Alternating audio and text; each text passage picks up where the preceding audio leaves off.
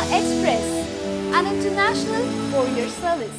Big Boss హౌస్లో సభ్యులు నిబంధనల ఉల్లంఘనలకు పాల్పడుతున్నారనే కారణంతో కెప్టెన్ ప్రిన్స్ను బిగ్ బాస్ కన్ఫెషన్ రూమ్కు పిలిపించాడు.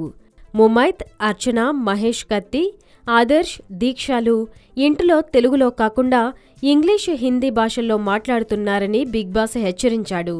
ఒకవేళ ఇలానే వారి పద్ధతి కొనసాగితే కఠిన శిక్షలు అమలు చేస్తానని ప్రిన్స్ తెలియజేశాడు. ఇక బిగ్ బాస్ తెలుగు రియాలిటీ షోలో వినోదం కరువవుతుందనే ఆరోపణలకు 16వ రోజు ఎపిసోడ్ బలం చేకూర్చింది. ఇంటేలపాది పిల్లా జల్లా కూర్చుని చూసే కార్యక్రమం అని మరిచారేమో నిర్వాహకులు. అక్రమ సంబంధాలను ప్రోత్సహించే విధంగా వీక్షకులకు రోత పుట్టించారు.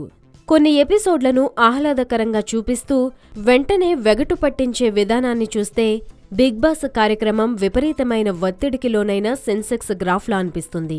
ఇక సభ్యులను ఇంట్లో ఎలా ఉండాలనే క్రమశిక్షణ నేర్పే బాధ్యత నీపై ఉంది. ఒకవేళ వారు అందులో విఫలమైతే నీవు శిక్ష అనుభవించాల్సి ఉంటుంది అని సంకేతాలను ప్రిన్స్కు ఇచ్చాడు బిగ్ బాస్.